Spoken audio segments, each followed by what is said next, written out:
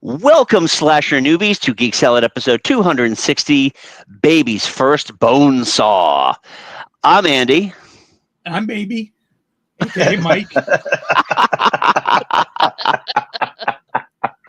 I'm Joe. I'm Catherine. And tonight we are tackling the Halloween season in a way I feel is just simply fitting for the lot of us. And that is, we are going to be talking about horror movies for non-horror movie fans. One thing I have noticed that is a hearty crack of a can, whoever that was. Oh, Is that you, Joe? That was me. You know it was me. Come on. I figured it was. I'm not looking. I don't have I don't have a beverage with me or anything like that. So I'm like, I'm just kind of having to live vicariously through you. But yeah. So I've noticed, like, on social media, like, horror movie fans are kind of extra. I mean, you get somebody who's into horror. They are into fucking horror. Halloween people are extra, okay? Jeez. Oh my God. Well, your sister definitely, right? Oh God, yeah. Everybody knows somebody like that. Hey, Kayla. Yeah, everybody knows somebody like that. It's just like, you know, they're definitely like, oh, I'm the school librarian, like 11 months out of the year, but October 1st comes around. And now I'm the dark-haired slutty librarian. But yeah, no, I figured that it's a good time for us so the people can get into the spirit of Halloween with some introductory movies and some other stuff. And we've just opened up the chat. So Mike will be calling out our chat folks when they come in. So hopefully we'll have some folks here ready to rock and roll. And let's talk a little bit about the one piece of social media feedback that I got. I put this out a week ago, and I got nothing. So I don't want to say I'm disappointed in people, but I figured this would be like a gangbusters topic. I will say that one of my coworkers, he asked me what the topic of tonight's show was, and I was like, "Oh, we're talking about horror movies for non-horror fans." He's like, "Yeah, a lot of people say that Jurassic Park is kind of like that." And I'm like, "No, it's not." Kurt apologizes. Damn it, Kurt.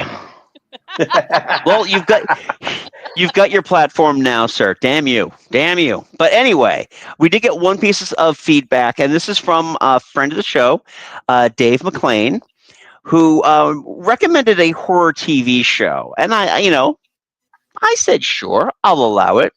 So, from David. Submitted for your approval, a television show that is the product of the most brilliant mind of my hometown, which is also the setting for several episodes. It's a show that walks the fine line between light and shadow into a dimension of sight, sound, and sight. It's a TV show called The Twilight Zone. It's a cookbook. So I love The Twilight Zone. It's awesome. Yeah, I truly, there is something about the storytelling of The Twilight Zone that is so good. And while not everything is like horror based, there are a lot of like alternate realities that are just terrifying. Yeah. Yes. Yeah, there are some that are sweet. There's a few that are funny, but for the most part, it's like ah. Yeah, I've always kind of thought that Twilight Zone tended to lean more towards the psychological horror than actual like outright, because it just plays with your mind. Right. Well, I mean, and you also have like the Outer Limits in Tales from the Dark Side. Mm-hmm. Are you afraid of the dark? Yeah, Goosebumps even. I know Goosebumps was a series of books, but it's also a hit series of TV movies. And a theatrical movie. Oh, that's right. I forgot about that. That was Jack Black, right? That was a Jack Black. Yeah. Oh, criminy. Kurt also chimes in with, I will utilize this time to recommend the Fifth Dimension podcast that Triv co-hosted with a get in which he was a guest on for a few times. Nice. So Fifth Dimension podcast, check it out. Okay, I'll have to do that. I kind of feel like I know of Triv's YouTube channel, but I don't really follow her other things, so I must do that. So I will do that, Triv. So yeah. So anybody else got anything they want to talk about with the Twilight Zone before we get into our conversation? I could do a whole show about Twilight Zone. The production of the movie was a horror show. Oh my A god! literal horror show. Yeah. You know what the funny thing is that I didn't realize. I mean, yeah, I knew that John Landis was responsible Oh god, for yeah. that. I didn't realize that was just his regular MO until I listened to that Behind the Bastards on him. Yes. I didn't realize he was like that on every movie. He is unhinged. Oh my god! I still think he's better than his son, though. Oh, Max sucks. Max is a piece of shit. Max sucks. Yeah. But definitely not. Yeah, it's just that whole thing. I mean, and that whole thing has been tainted because of that. I can't bring myself to watch it, even though I did. So somebody on Blue Sky actually asked, has Albert Brooks ever been in a horror movie? And according to the responses that he got, there has been one horror movie that Albert Brooks was in, and it was in the prologue of The Twilight Zone with Dan Aykroyd. Just in the prologue. Oh yeah, I forget that he was in that. Yeah, well, most of us like to forget all of Dan Aykroyd's Ghostbusters output. Just saying. So anyway, all right. Well, let's start. Did you yes. just shit on the Blues Brothers? You know what? I'm not going to say I shit on the Blues Brothers, but I am not the biggest fan of the Blues Brothers. I understand why people like it. It's just not my brand of vodka. Wow. The silence. The silence. There. Yeah. All right. Well, let's get into our list then. Hopefully, people join in. We can get some more movies. So I'm looking at our list right now, and I want to start with Joe. I will not tolerate any blue. I'm not slandering the Blues Brothers, Kurt. Oh, I think you're alone in the woods on this one, there, Andy. I probably I don't doubt that I am. I mean, I am a one man wolf pack when it comes to my indifference. Hey, I wouldn't say right. it's an indifference to the Blues Brothers. Yeah. Hey, it's all right. I feel the same way about The Godfather. All right, Fuck Fair you, enough. Joe. It insists upon itself. I'm with Joe on that one too. Okay. We're gonna have to make you an offer you can't refuse then. Well, I was going to say Godfather Part 2 is actually an infinitely better movie. It is. Yeah, I'll give you that. I disagree with that one, but okay. All right. Well, I guess we're just, we have to go out all warrior style on this one. So, but I do, Joe, I want to start with you on this, Joe, okay? Because horror movies for non-horror fans, okay? And the first thing you bring up is Close Encounters of the Third Kind. Yes. Explain your reasoning. I was a kid when I first saw this movie. And it freaked the shit out of me. Because you don't see the ship until the third act and halfway through the third act. Up until then, it's all this shit just happening to this guy who has no idea what's going on. And he's slowly losing his mind. He's making mashed potato sculptures of Devil Tower. Yeah, well, there's that, and also the child gets sucked out the door early in the movie. Yeah, right. And also if he loses his line, and I've watched this movie fairly recently. Has anybody else? Last time I saw it was like 10 years ago. I was a dick. Dreyfuss's character's a freaking dick. He is. Yeah, kind of hard to imagine that Steven Spielberg had daddy issues for most of his life, right?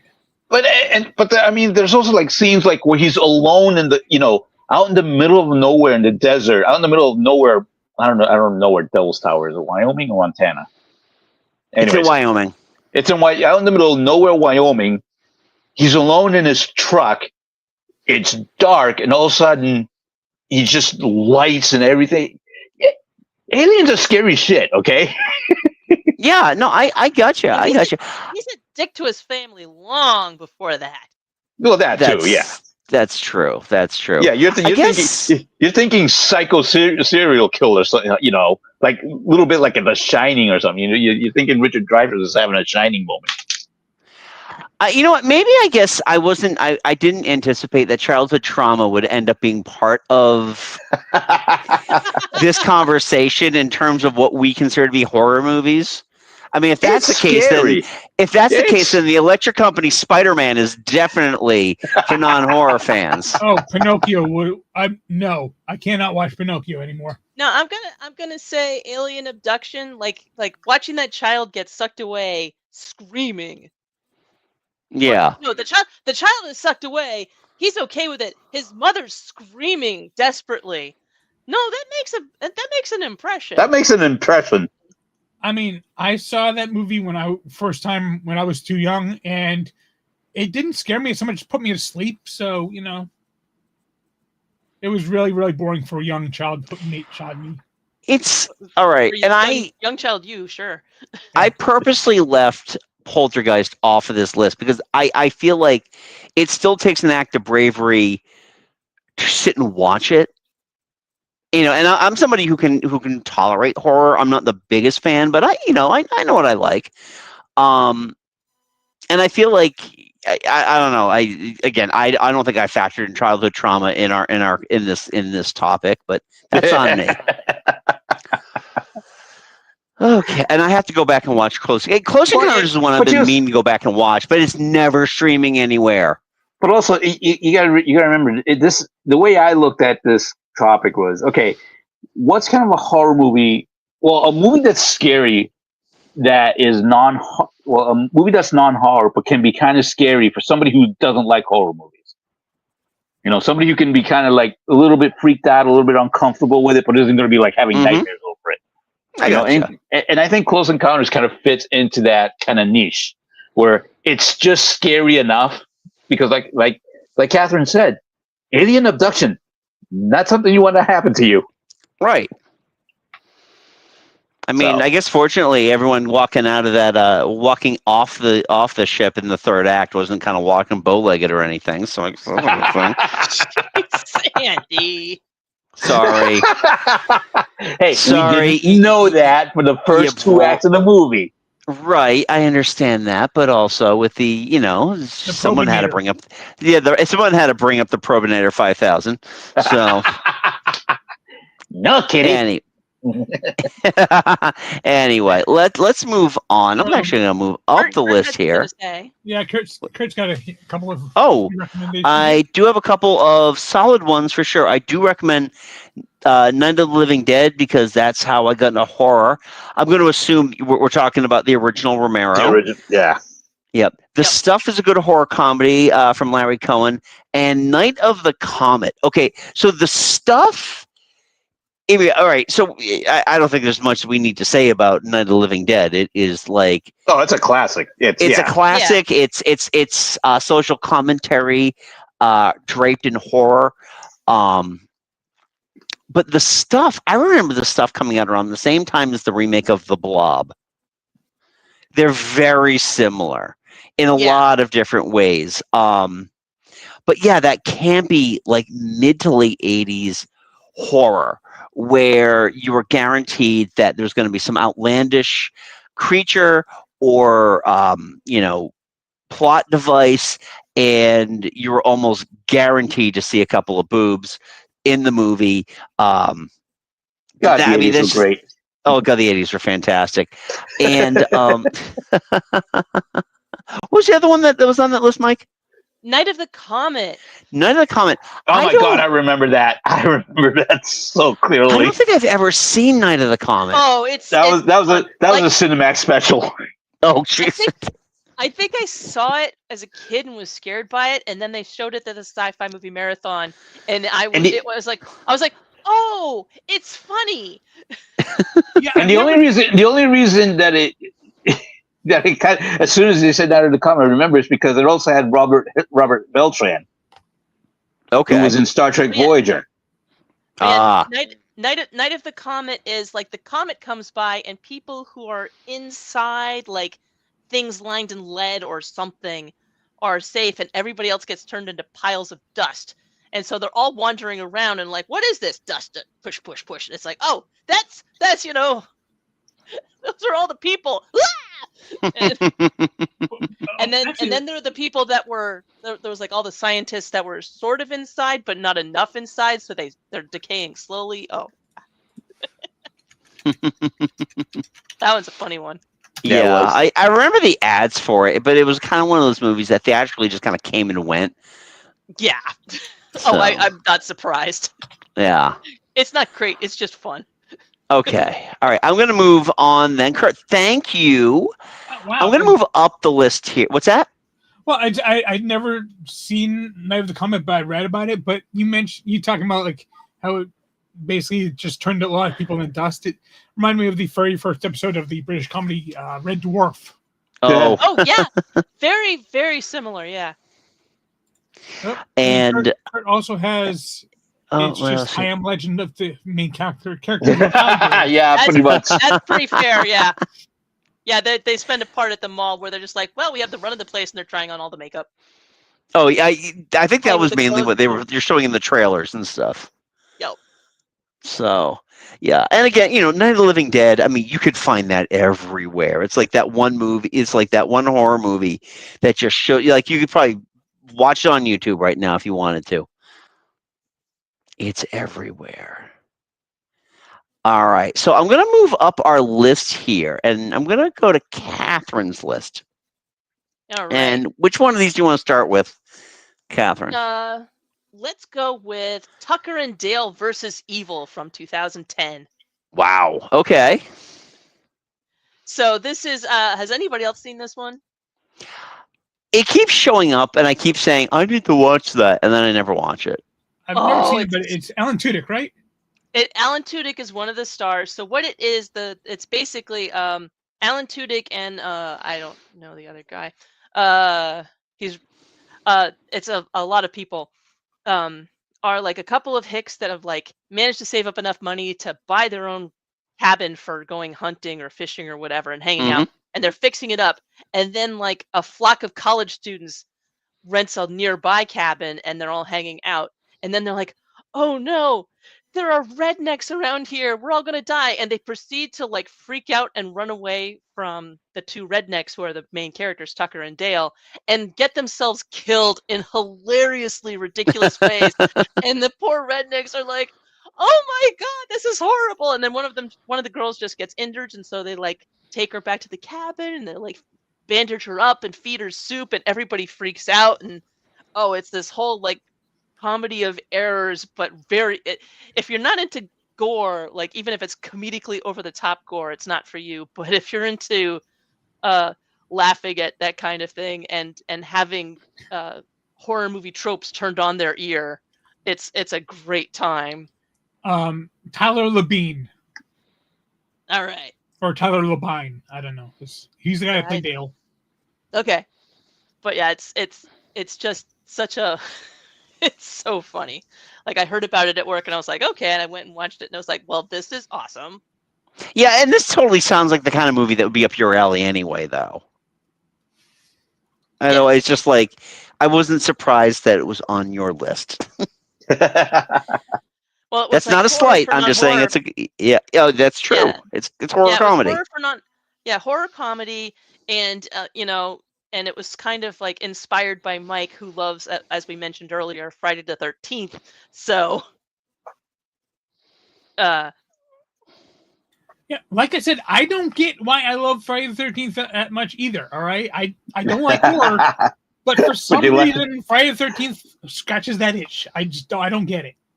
And so a bunch of like fairly annoying college students die, but some of them live, and it's got a kind of a happy ending. Nice. Although Alan Tudyk's character gets really beat up. No. See, every time I think about like Alan Tudyk as like a hillbilly, I can only think of like that scene with him and Matt Damon in Deadpool 2. Where they're talking about like the soft moist wipes. Yes, that was a great scene. That was a great scene. Oh, that chameleon. All right. Well, let's move on then. And Mike, you're up next. What do you got? I think I'm gonna go with what you and I just talked about just maybe half hour ago. Yes, check out the same YouTube channel and check the playlists. And that would be Tremors from 1990. Nice. It is a monster flick that just, like I said in the review, it knows what it is. It doesn't try to be anything more, and it gets the assignment to a T. Yes, indeed it does. So good. It is such a good movie. I was telling Mike, and I said this on our review, that it's very much one of those movies that it just was made. Even though it was theatrical release, it just feels like it was made for that Friday night rental. And it did. It got rented a lot. Yeah. Yes. And like I also said in the review, I've even had fun with the sequels of it that I've seen. I haven't seen them all, but the ones I have seen, I've still enjoyed. I mean, they go from the Graboids to the Shriekers to the Ass Blasters. They just like, what? Why not? What the fuck? You're just making stuff up at this point, Mike. I mean, come on. Nope. No, I'm guaranteed I'm not. But yeah, no, it is definitely one of those movies that has got enough. It's got a lot of thrills in it. It's I wouldn't say that there's a lot of gory deaths, but you do watch a lot of people die slowly. Yeah. I mean, I would say the goriest parts would be when they find the farmer's head under his hat. Oh yes. But I mean, other than that, I mean, you see some gore, like when they find when they see like the rock slide that's crushed that's covered the exit out of town. They find some like gore bits of people, but it's not really defined, so there's very little actual gore in it. It's mainly just wondering where the Graboids are going to come next, and they're not even called Graboids until part 2 anyway. Right. I know that they were trying to figure out what they were going to call them. Yeah. But now we know that they're Graboids. Yeah. Yeah, it's definitely it is a fun movie to watch. Especially for people who are really forgive me for saying lightweights when it comes to movie horror. No, I don't mind you calling me that at all. All right, okay, fine. I wasn't implying you. I had somebody else in mind. But no, I fully am though. I embrace it. All right. Although I'm still better at it than my girlfriend. Okay, that's fine. Well, Scarlett's boyfriend is like that too. He cannot watch horror movies at all. Coraline was kind of a tough one for him. And oh, jeez, Coraline was tough. Yeah. Wow. And so we try to be Scarlett's hosting a Halloween party this year, and she's gonna kind of keep it lightweight in terms of the Halloween movies that they're gonna put on. Young Frankenstein. Oh, Young Frankenstein is on their list because that's a great movie. Yes, it is. Yeah. So, as somebody who used to be a horror lightweight, I can understand that. I can respect. Yeah. Okay. All right. Well, I'm going to move on to my list now, and I've got one here. Now, the 3 movies that I picked, I will just say there's enough of scares and blood to satiate that horror need without going full blown horror. And the first one I'm going with is Sleepy Hollow, which is very much a Tim Burton movie. Oh my God. Very much. For a movie with beheadings that aren't that, strangely enough, not that bloody. Mainly because they explain the whole thing away that the blade is heated, so it cauterizes the. Look, it's a lightsaber. Yeah, it kind of is like a lightsaber. Yeah. Like with all the head chopping in it, it's a fun movie. It's got a great aesthetic to it. I don't know why. I mean, it screams Halloween because it takes place in, New York, like Tarrytown, New York, in the fall. It feels like Sturbridge Village, Yep. Um, and it's just got like that really cool, like cold, chill in the air atmosphere about it, and it just between Johnny Depp being really, I love his Ichabod Crane. And I didn't think I would because I was like, oh boy, they're really gonna like sex him up, aren't they? And they really didn't. They just kind of made him, kind of the typical Tim Burton protagonist. Like the fact that the real monsters were really like the town elders, right, was interesting. You were going to say something, Catherine. I'm sorry. I was going to mention that when the movie came out, everybody was like, "Oh yes, leave it to Tim Burton to pair Edward Scissorhands with Wednesday Addams." Yeah, that's very true. That's very true. And it's interesting now too because Tim Burton's is a producer for Wednesday. Go figure. Shocker. He has an aesthetic.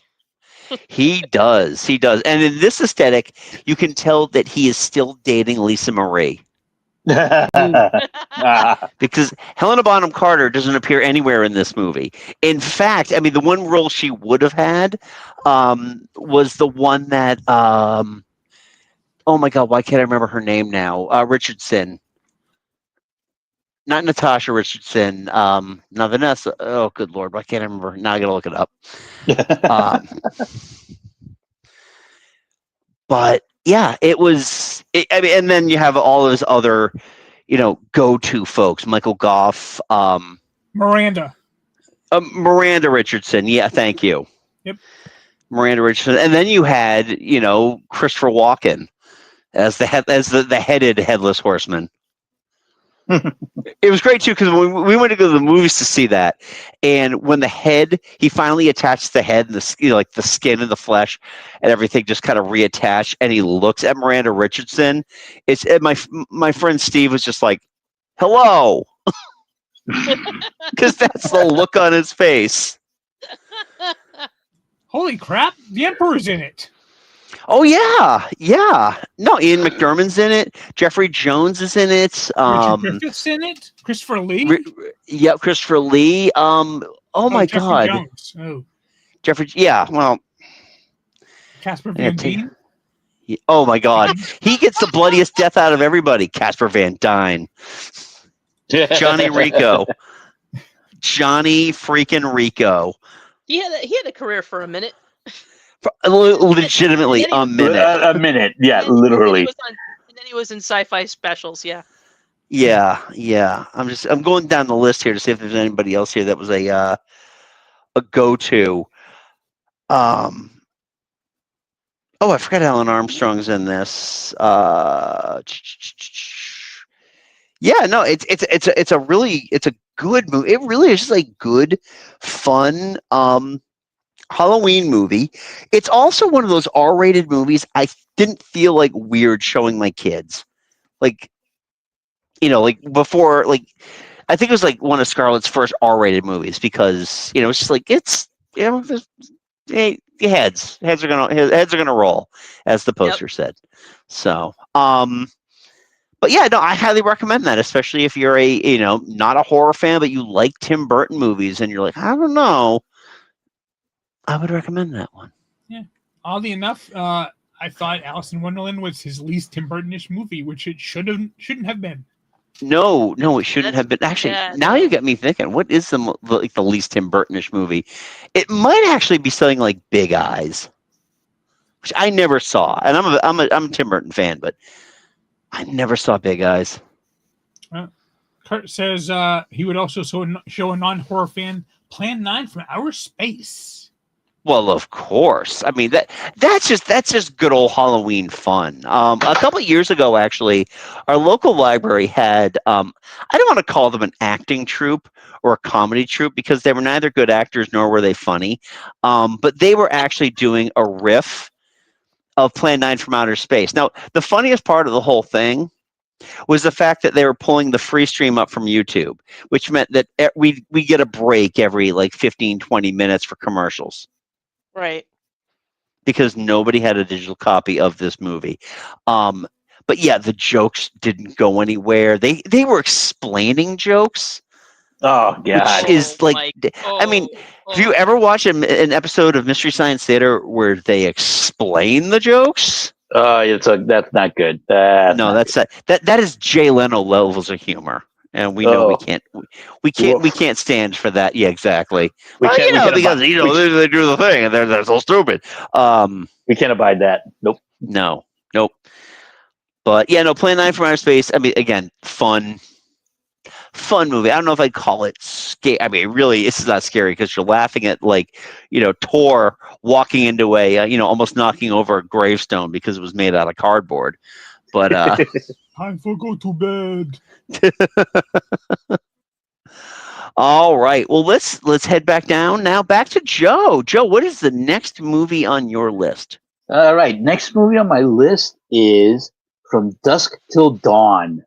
Oh, good one. It's a good one, but I don't know that it would be for non-horror fans. That one's pretty. No, because it comes across more as an action film than it does as a horror film, at least in my view. Aside from the gore, but I think it's not scary so much as it's more action based. I think just because it's classified as horror just because it got vampires and shit, but and lots of sex and violence. However, that's any action movie in the 80s in the 90s. Yeah. But yeah, it was the 90s. However, it does introduce us to the wonderful Salma Hayek. Yes, it does. I think she'd done Desperado the same. I mean, she definitely did Desperado the same year. But she did. But this is the movie that introduced Salma Hayek. I'm tapping the side of my nose right now, Joe. I got you. Okay. Again, it's going into it. You don't know that it's a horror movie. When you're watching like the first bit of it, you're thinking, okay, it's got Quentin Tarantino, so immediately your mind goes like Reservoir Dogs and Pulp Fiction and that kind of genre. Well, you don't think the slaughtering scene in the middle of Reservoir Dogs is kind of freaking freaky? Yeah, but it's not horror. It's not vampires. It's not vampires. It's not Aztec vampires. I'll give you that much. It's not sexy Aztec vampires. Let's put it that way. Oh, Cheech Marin doing the. Cheech Marin was classic. But that's the thing too. It's also a good mix because a lot of the horror and action is kind of outlandish in a way. Yeah. One of the characters is a biker called Sex Machine. Oh yeah, played by Tom Savini, the makeup artist of the movie. That's right. And he's got a gun between his legs. His dick gun, exactly. Yeah. Like the balls are like the chamber. The chambers. Yes. Yeah. Yeah, the dick gun that my friends that I went to see it with were like, oh, the recoil, ow. Oh yeah. But the violence is rather over the top. I do love like the TV shots where you've got the big smiling blonde going, and at this scene where somebody was murdered horribly. Yeah, it's like that kind of was the style at the time for news broadcasts. Yeah. Yes. It's interesting too, also because first of all, they dispatched with Tarantino early enough that you don't have to deal with him throughout the entire movie. Yeah, exactly. As much as great of a director is, not a good actor. But the some of the lines, a lot of lines that kind of come back from other Tarantino movies. There's that line actually in Reservoir Dogs. Okay, Ramblers. Let's get rambling. And then Harvey Keitel has got, okay, vampire killers. Let's go kill some fucking vampires. So, yeah, I love the atmosphere. I love the music. Oh yeah. Well, I mean, Robert Rodriguez, and I think this was like, yeah, Desperado came out when. They came out about this. They honestly, I think they came out around the same time. Oh, Desperado came out a year earlier. Did it? Yeah, 95. From Dusk Till Dawn came out in 96. Really? I saw From Dusk Till Dawn before I saw Desperados. This was my introduction to Robert Rodriguez. All right, I'm going back to this now. Oh, 96. It had to have been early 96, though. Yeah, January 96. Oh, yeah. Okay. Yep. Okay. Because I remember seeing both of them in the theater. Oh, that makes sense. And I think this was also like George Clooney's like first big acting outside of ER. Yes. His big motion picture debut. And he specifically wanted to do something that was not like his ER character. Right. So yeah, but overall, it's a fun, for somebody who's not into horror, but wants to watch like a fun action thriller with some over the top gore. Then yeah, this is a good movie to get them into it. Yeah. All right. Well, Catherine, you're up next. All right. So I would like to talk about something. It's not a movie. And you can find it on, I think it was YouTube that we watched it on. It originally aired on the Cartoon Network. It is called Over the Garden Wall. Okay. It is an animated series that I heard about on List of All Possible Worlds. It's not too long. It's pretty short, and let's see. It's they swear that they're not doing Dante's Inferno, but they are. But it's very much so. And some of the episodes are kind of weird, and some of them lean more into the horror. And it's very interesting. It's a very interesting animation style, and we've got and they do have some amazing voice talent. We've got Elijah Wood, Christopher Lloyd, Tim Curry, Bebe Neuwirth, John Cleese, Chris Isaac, and a whole lot of other people. Oh, yeah. She played Charlie's girlfriend in 2.5 Men. What's her name? And she's also she was also in Last of Us.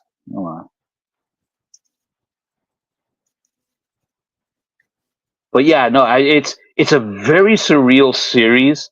It actually debuted on Cartoon Network, and Diane and I love it.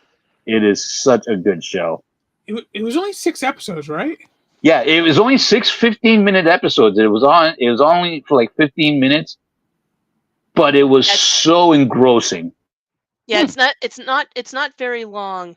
Like when they were originally, apparently they were originally pitching it. It's like, yeah, let's do this. Let's do 18 episodes. And then they talked about the price. It's like, let's do fewer. Melanie Linsky, that's who it is. Oh, okay. Okay. Yeah, she played the Blue Jay. Not the Blue Jay, the Beatrice. Bird. Yeah. Yeah, there's a couple of boys being led by a bird named Beatrice, but it's totally not Dante's Inferno, we swear.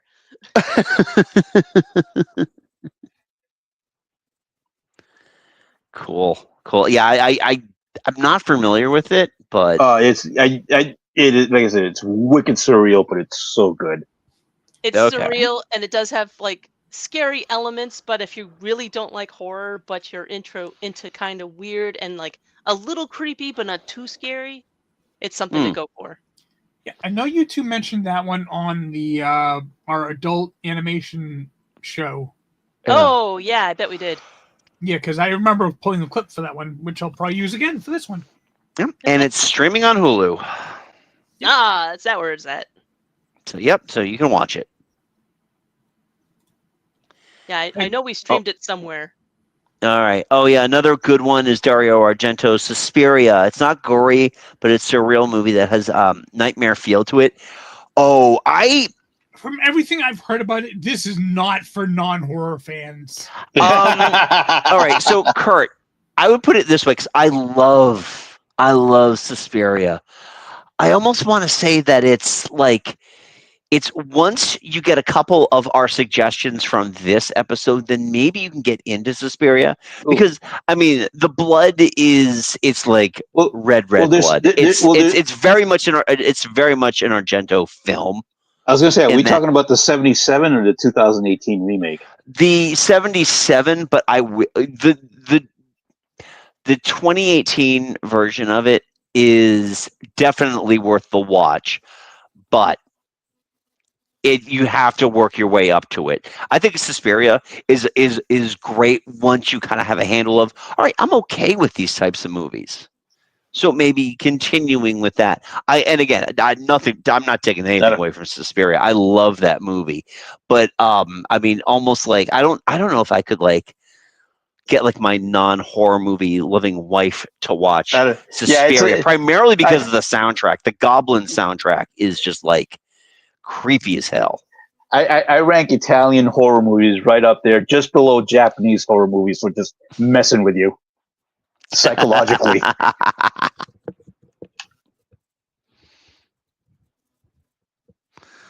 So awesome. All right, well let's move on then. Mike, what do you got up next? Next I'm gonna go with the it's kind of a more than one movie, but it's kind of a genre type, is the Universal Classic Monster movies. Okay. Oh yeah. I mean, if you pull it up on YouTube, they go all the way back to like the 1913 silent Dr. Jekyll and Mr. Hyde. Okay. But I'm going to start with, the 1933, I think, for Dracula, Bela Lugosi's Dracula. Is it 33 or 31? I want to say it's 31. All right, but yeah, then you had Boris Karloff as Frankenstein's monster. You got like the Invisible Man, Creature from the Black Lagoon, the Wolf Man. See, those ones they're atmospheric and there are horror elements to it, but like, and they were scary back in the day. Yeah. But nowadays, like even like me, they're not scary enough to make me not want to watch them because they're actually solidly good movies. Gotcha. Right. No, I gotcha. Right. Yeah. Yeah. That's totally fair. They did a homage to the Universal creatures on an episode of Supernatural. And that you know what? I've never seen Supernatural, but from what you guys have said about it and the clips that I have seen, that seems like exactly the type of thing that they would do. Yeah. And there was in like a fun but respectful way. Yeah. Yeah, no, it was there was a person who was born a doppelganger, and like when he realized he could just transform into anything, he just assumed he was a monster, and because he loved movies, he just transformed into all the classic monsters. And the episode is almost entirely in black and white, and they have a lot of like classic tropes from the classic those classic movies. It's a fun time. That one's a fun episode. I mean, they've done a lot of remakes of them recently, but it is really hard to touch those original classics. Yeah. Just like the way they use sound and the theatricality of everything, and the way they use the makeup. It's like it's old school, but it has like kind of a feel to it that you just can't replicate now. Yeah. No, yeah, absolutely. And when they try to replicate it, it tends to be in service of getting those right versus getting the rest of the movie right. Yeah. We'll delve deeper into this next week when we talk about Bram Stoker's Dracula. Because it's because it is very much a product of I want to emulate the special effects of the Lugosi movie. Oh wait, are my actors not acting? Oh well, I got to concentrate on this mirror effect. So but we have to get to Budapest. Oh boy. I can't. Oh boy, Mike, I can't wait to hear your take on that one. So yeah, I've never actually seen the movie all the way through. fantastic. Can't wait. So anything else you want to say about the Universal classic monster movies, Mike? No. Well, I one of the first times I ever saw them was was on the bonus disc that came with my DVD version of Van Helsing. I was gonna say that. There was like a bonus, like Yeah, you could buy the special edition of Van nice. Helsing. I got the special edition of Van Helsing DVD just because they had a bonus disc with like Dracula, Frankenstein's monster, and the Wolfman on it, and maybe the Mummy. No, didn't have the Mummy. I did have the Mummy on. Okay, I thought I had like a bunch of movies on there because it wasn't like the standard issue DVD. I remember because you and I were both at Circuit City. Yeah. But so I'm sure that disc has gotten way more play than Van Helsing did. Yeah, I watched Van Helsing once, and I was like, you know what? I'm going to watch the classic movies instead.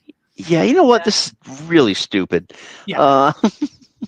I did get to see Creature from the Black Lagoon on the big screen at the Sci-Fi Movie Marathon. Oh, nice. Betcha, that was nice. Yeah. Oh, I remember like back in the early 80s, they figured out you could watch 3D movies on your TV. It was like channel 38, 56 or 38 had a special 56. thing that they were going to do. It wasn't a Creature double feature though. It was going to be at night. They were going to show the Creature from the Black Lagoon in 3D, and they had like a deal going with 7-Eleven and a couple of the other local convenience stores. That's where you get your 3D glasses. Nice. For it, and I remember watching that. It was a friggin' event. Gotta have been Store 24 is one of them. Yeah, that'll come. Store 20. It definitely was Store 24. We didn't have 7-Elevens back then, way back yonder. Yeah, but we had Cumbies. We did have Cumbies. There were some Cumbies, but there was a lot of Store 24s, and that's you were talking the Store early 24s, 80s. Yeah. So. Yeah. Tedeschi's wasn't until later. No. All right. Well, let me move on with the next one on my list here, and it is. Now, this is a more recent movie. It came out. It came out in theaters in 2024, but everything about it says 2023.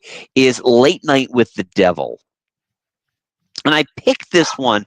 I mean, it definitely sounds like horror because it is horror, but it's a slow burn horror where you have to kind of sit and watch to the end to get the satisfying, like horrific conclusion to it, because there's a lot of building up of the story of all the weird things that's happening in this one lost episode of this talk show where David Dalamakian, who is the host, is talking with this woman who wrote a book about this girl who is possessed by the devil, and everybody thinks that it's bullshit that but she knows things about him that he never told anybody, and then things start happening, and then all hell breaks loose. Like the last 10 minutes of the movie are just insane.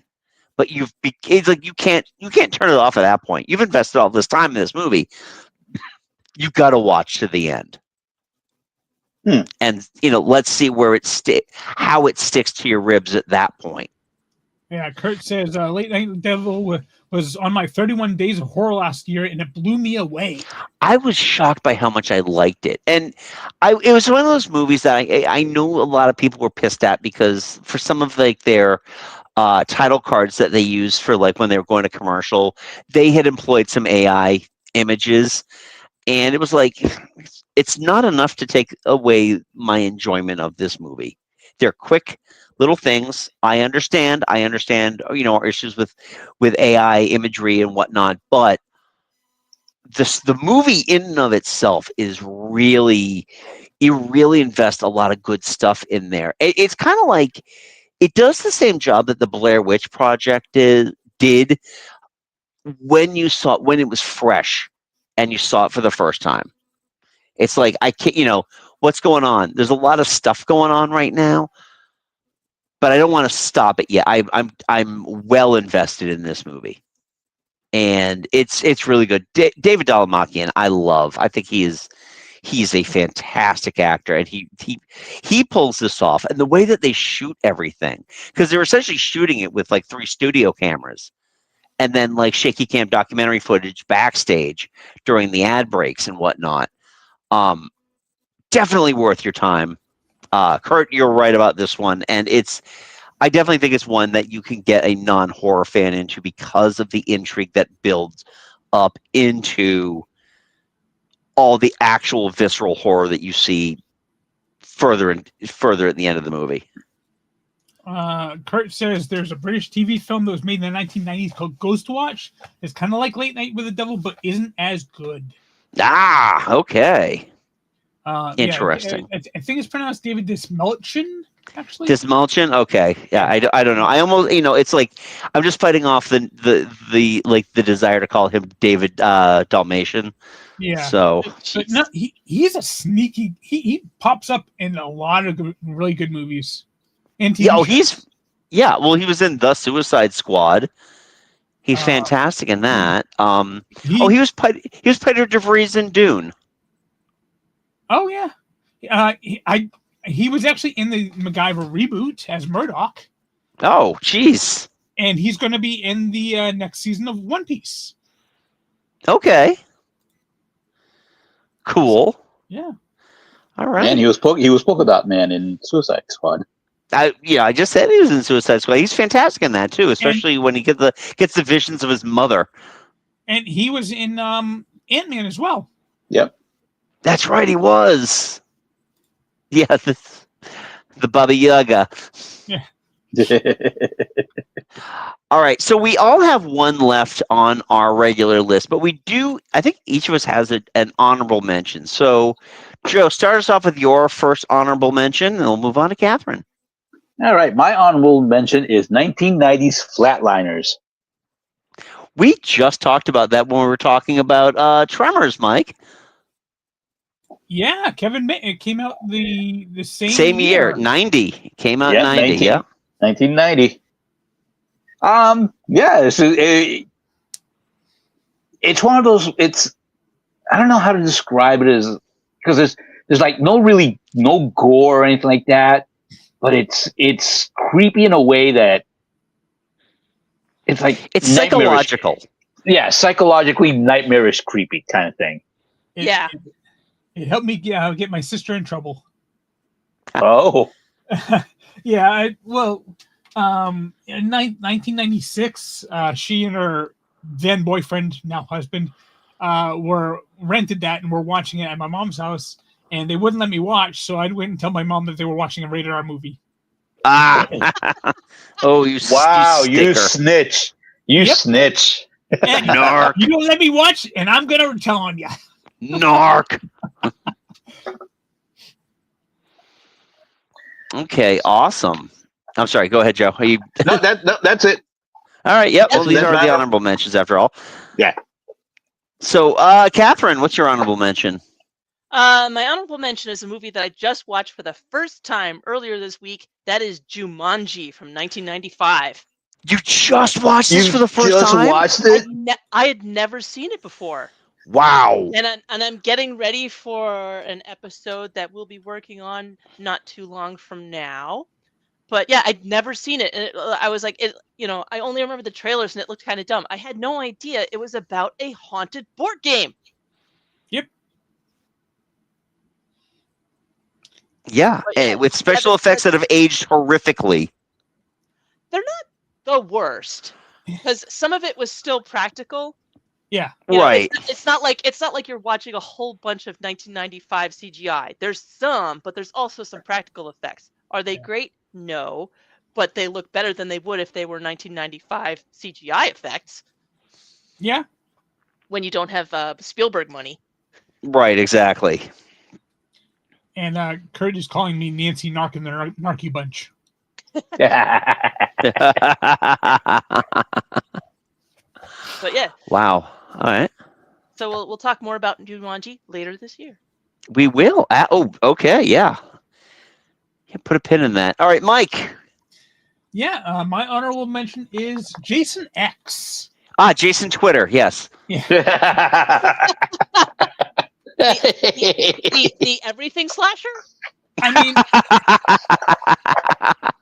it is a slasher. It's got gore. It's not really for non-horror fans, but at the same time, it's such a ridiculous premise, and they know it, and everything is kind of over the top that it's hard to take it as seriously as you would a normal gore fest movie. So it's just the fact that hey, they're in space. He's fighting an android that's like, and like they're taking out entire like space marines. It's goofy. It's gory, but it's goofy at the same time. So it's like, out of all of the Friday the 13th movies, I think it's the one that's like, you know what? If you're not a big fan of horror, this one's got enough like wink, wink, nudge, nudge to the camera that you can make it. You're all right with it. Yeah, and, yeah. Up, he just wants his machete back. You know what? Give me Jason versus Alien versus Predator. Oh, yeah. Jason versus Freddy. Yeah, Jason versus Freddy is still fun as well. Yeah. All right, and on my honorable mention, I brought up Dead Ringers, the David Cronenberg film from 1988, starring Jeremy Irons and Jeremy Irons as twin gynecologists. And I remember this. Oh man, this is psychologically fucking with you. Hardcore, yeah. Yeah, This movie messed me up. A David Cronenberg movie that psychologically fucks with? No way. When did that happen? I know it was a departure for him. But it's definitely one of those movies where the body horror aspect of it isn't nearly as pronounced as in some of his other movies.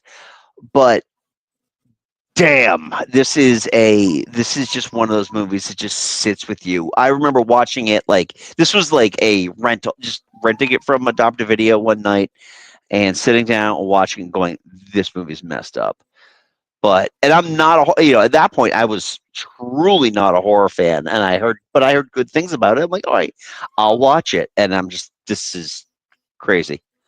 So, all right, well, folks, let's hit our final picks, starting with Joe.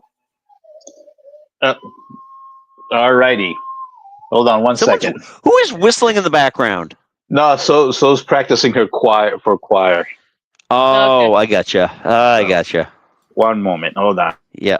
Tell her to play Freebird.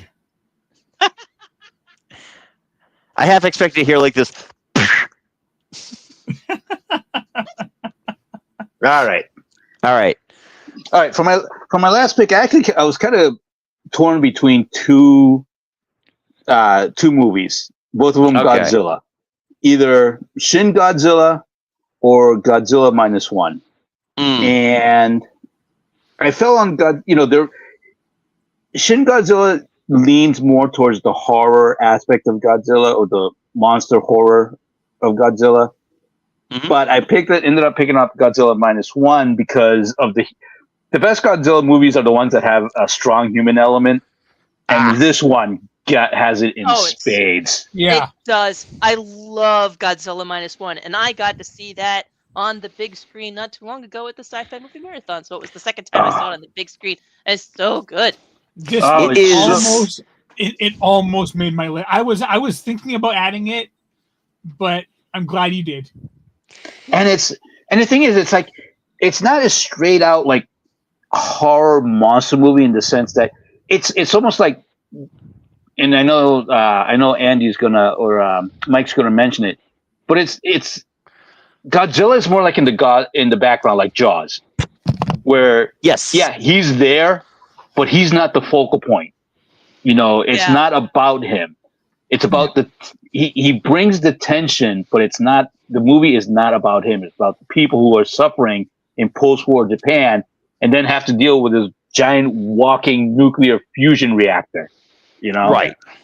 Kurt says Godzilla -1, aka the only movie I watched in theaters 4 times. Wow. It is such. I mean, I've watched it endless times on Netflix. It is so good. Yeah. It's my son's first Godzilla movie. It was the first one I showed him. Oh, nice. It's such He loved such it. a good movie. It's a wonderful. It is. It's hard. It's near perfect. That's that. And superficially, you'd think, oh, it's just a remake of the original Godzilla movie, but it's so much more than that. It's so much more than that. So yeah, I loved it. Yep. Go ahead. Sorry. Yeah, so I saw it at the Sci-Fi Movie Marathon, possibly last year or the year before. We got to see like some of the behind the scenes where they like explained some of how they did the special effects, which was really cool. But yeah, I was explaining to my friends, I'm like, oh my god, this movie is so good. And we watched it and they're like, yeah, it's got like, your typical overacting and blah blah blah. And I'm like, wow, you guys you make me sad right now. You totally missed the point. Were they watching the same movie as you? What was that? Wow. Were they watching the same movie as you? Because there's no overacting in this one. Well, I think they just don't understand how they don't. Yeah, Japanese. They don't understand like Japanese acting. Going hard. Yeah, it's just how it is. I was like, when he's like, please tell me where this guy lives, kind of thing. They thought that was overacting. It's like, no, that's just just human emotion. Yep. Yeah. And it's like, and it's it's honestly, it's the best acted Godzilla movie I've ever seen. Oh yeah, easily. Ever. Yeah, and the black and white, -1 color is it really just is the chef's kiss. Yeah. No argument for me there on Andy, because such a good movie. It's fantastic. I gotta watch it again. Yeah, you are genuinely pulled in to this guy's story, and like when he, his kind of found family, it's amazing. Oh yeah. The found family and the end of the movie. Oh. Yeah, redemption arc, and it's so good.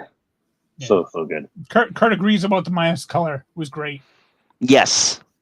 I love when they do that. Logan Noir is amazing as well, just so you're aware. So yeah, Godzilla -1. Awesome. See it if you haven't seen it. Correct it. Go see it. Christ, yeah! For God's sakes, what are you waiting on?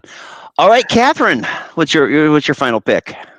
Okay, my last one for horror movies for non-horror fans is called Last Night at Soho from 2021 by Edgar Wright. We've got the stars are like Thomas and Mackenzie, Anna Taylor-Joy, who exploded. You might have heard of her. Nat Smith, heard of him. Terrence Stamp, Diana Rigg. This movie is, we go to watch it and it calls itself psychological horror, and we're watching it and it's like, this is a ghost story. This is what this is. It's not, what we think of as traditional horror movie. This is a ghost story.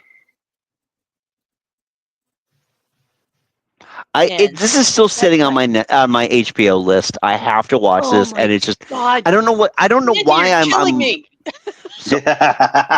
You just saw Jumanji, Catherine. I believe that we are the same. We are of the cloth here. So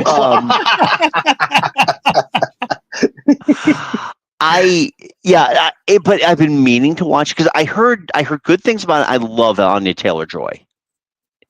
Yeah. So the story is fantastic. And again, it's well done, and it's spooky but not scary. I'll definitely check that out then, especially if it's getting lumped into our horror conversation here. I will totally watch that because I'm just trying to watch almost nothing but horror this October. So nice. As I just watched both of the It movies, It and Shit Chapter Poo. So So which one did you like more, Indy, then? Oh my God! Look at you. Go on Blue Sky. You'll see my last four just a little bit. I'd rather just watch the TV miniseries again. Yeah. Yeah. But even still, that doesn't have the same feel of, other than the thing that happened in the book. It doesn't have the same feel of the Stephen King book, and not, other than that part we're not going to discuss. No. Yeah. Maybe you need to be on tons of blow for that. Yeah. Well, Stephen King is not your friend. He is specifically writing stuff to scare you. Right. Which is why I That's don't read his whole Stephen point. King. So, all right. Kurt brings up he almost forgot Phantasm. Oh God. I have That is never not for seen. non-horror fans, Kurt. You forgot the premise of this podcast. I Yeah, actually, I you know, let the man speak though. No. I want to. This is not for this is not for non-horror fans. I want to know why Kurt thinks that it is for non-horror fans. I'm just genuinely curious. It's on Peacock and Plex and Pluto, by the way, if anyone's looking to watch it. And that was Phantasm, not last night in Soho. So we'll let Kirk cook here for a few while he's doing that. Catherine, are you done with Last Night in Soho? Just watch it. All right. It's on I will. Max, right? I believe it. I'm looking it up right now. All right, and it's going to take me a second here because I have fat fingers. So yeah, all right, Mike. What's your final? All right, my final is it's widely classified as a horror movie, but it's really kind of a suspense, drama, thriller, horror. Oh, Kurt has gotten back to us, so I'll leave my pick for a little bit. Okay, all right, because it's not gory and it's a unique experience that needs to be seen. And Last Night in Soho is on my list for this year. Love that one. And by the way, I just looked it up. It is only available to rent or buy on Amazon. In terms of streaming, it is not streaming anywhere else. All right, so it's not gory. Interesting. I might, Kurt, I've never seen it. I'm putting it on my list. Phantasm? Phantasm. I remember seeing that. Don't I remember skin being peeled off? That's Hellraiser. No, that's Hellraiser. No, different kind of skin being peeled off. Like you might be thinking Phantasm. You might be thinking Phantasm 2. Oh, yes, I am. I've never seen the original Phantasm. I've only seen Phantasm 2, and it was okay. Okay. So now, all right. So now we're back on page. Okay, Kurt, I'm putting it on my list then. There's like a sphere that has blades in it that goes into people's head. That doesn't sound. It's not gory. It's not gory. Horror. Well, no, but it sounds pleasant. Horrific. Yeah, but that's horror. That's horror. That's supposed to be. I still prefer to watch what my next pick is. Which is my favorite Steven Spielberg movie, Jaws. Really? Kurt says it's not overtly gory. Okay. The Phantasm. But yeah, Kurt, I'll still watch it, but yes. So Jaws is your favorite Stephen King movie? Spielberg. Spielberg. Yes, it is. I'm tired. It's taken me a little bit to kind of come around to that, but yes, I have finally considered this on the 50th anniversary of Jaws. It is my favorite Steven Spielberg movie because it is a brilliantly made movie, and it was kind of made before Steven Spielberg knew where his limits were. So he had no limits. So he brought his unmeasurable talent to a story that shouldn't have been able to be filmed. And Kurt, no. What do you put? Leave it up. Mike's lying again. Jaws: Revenge is his favorite Jaws movie.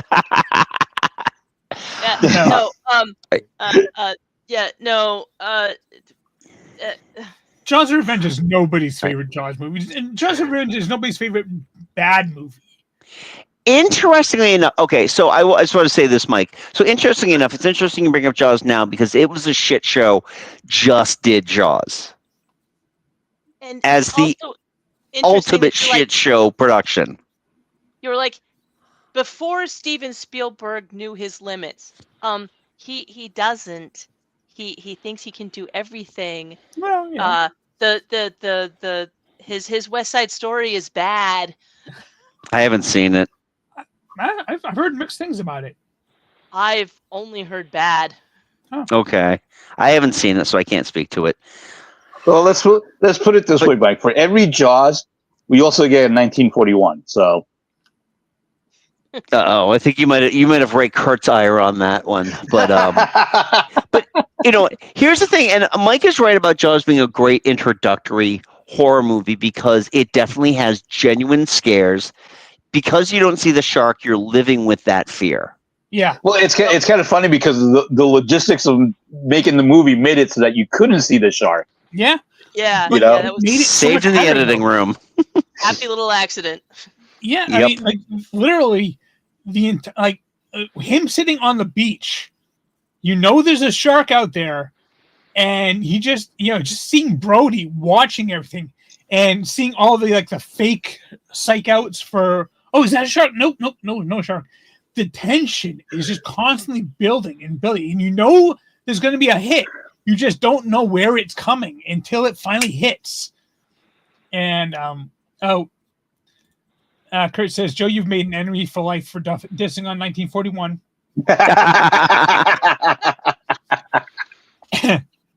But no, it's a brilliantly made movie. One of my favorite podcasts, The Cinephiles, they covered Jaws like a long time ago, but they just a couple months ago they covered it in a 4-part episode.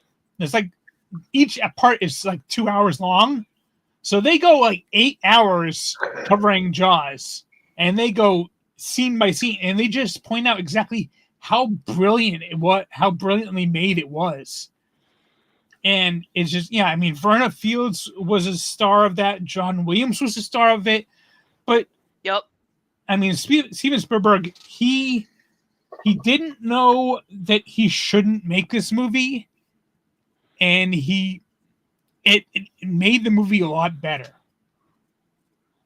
There's a really funny story I heard very recently because of the 50th anniversary, which was John Williams, was writing the score, and he was writing the theme for Jaws, and he brings it to Steven Spielberg, and it's like, dun dun, and Steven Spielberg is like, is that it? Yeah, he thought he was joking. Yeah. But yeah, I mean, and Andy and I reviewed the 50th anniversary documentary, and it's kind of cool that for like years and years after that, Spielberg still had PTSD from making that movie. Yeah. But his pain was our pleasure because it is a brilliant movie. It is scary, but not too scary. It is really kind of told in 2 parts because the first part is really just kind of the Brody versus the mayor, and it's really only the second part where it's the 3, Brody, Hooper, and Quint against the shark. The shark is a periphery villain for at least an hour of the movie. Yeah. But it's a brilliant movie. It stands the test of time.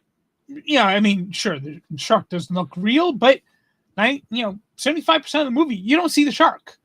True. Right. It's fine. And by the time you do see the shark, you're already so invested in the movie that you don't care. Yep. So yeah, it's brilliantly made. It put Spielberg really on the map, and it is absolutely watchable for even non-horror fans like me. Awesome. Which is why it's it's in my top 3 favorite movies of all time. Excellent. All right, well, I'll close this out then with I think, the most recent movie to be released on all of these. I just watched it a couple of weeks ago, and just behind Superman, best movie of the year, Sinners. Right. I have heard only good. Oh my God. It's like, I mean, if you know the basic premise just from reading reviews or anything like that, it's a horror movie. But when you start watching it, it doesn't feel like a horror movie. It you know something. There's something underlying in there, but Michael B. Jordan plays twins, so he plays both Smoke and Stack. And but he plays them as very different people with different motivations and different loves, different passions, those kinds of things. Amazing performance. Ryan Coogler just set up every. This is one of those movies where every shot is a work of art in terms of the lighting, in terms of how he set the Mississippi plains and everything. The music is top notch. Tons of yeah. And there's no scene in this movie there's no wasted shot in this movie. No. Did you watch it? Oh God, yeah. I've watched it like 2 or 3 times. And nice. Every scene has a purpose, and it's just like, it's so well done. It doesn't overstay its welcome, and then you get to the horror. And honestly, so it's vampires. All right, just to put it out there right now, and they didn't make any secret of this in any of the promotional material. It's vampires. My friend Steve asked me, I was like, hey, should I see Sinners? I'm like, no, I don't know. What are your thoughts on Blackulas? He's like, well, you had me at Blackulas. So, I just looked up who did the music for it. It's Ludwig Göransson. Yeah, Ludwig Göransson did the interstitial music for it. But the kid who is making his movie debut is I think he's 20 years old. And he's an actual blues player. He's an actual blues player, and he is so good in it. It's every scene that he's in is it's amazing. But that scene, there's a scene in the movie right after we were introduced to the fact that there's something supernatural out there. So Smoke and Stack open up this beer hall that they're bringing all juke joint, juke joint, and they're having all the sharecroppers and all the people working in the fields. They're all bringing them in as their community, and so they're all having this grand time. And then the guy working the door sees these 3 people singing a song, and they're just slowly coming into frame. And it is probably the scariest shot in the entire movie because you know what's going to come next. But yeah, and that is well in an hour into this movie. Yeah, I mean, for the first, I would say 60% of the movie, you have no idea that this is a horror movie. Right. beyond what you it's a vampire movie. Yeah. Right, because that's all they talked about. But you're going into it and you're expecting something, but it's like, no, all it is a setup. Everything that's happening is a setup for the final act. Oh my God. And that final act. And the way they weave, not just like the history of Black people in the Mississippi Delta, but all their the spiritual beliefs of all these, all these people and everything, and just weave it into the actual story. Oh, it is a work of art. It is so good. That scene, the Rocky Road to Dublin scene.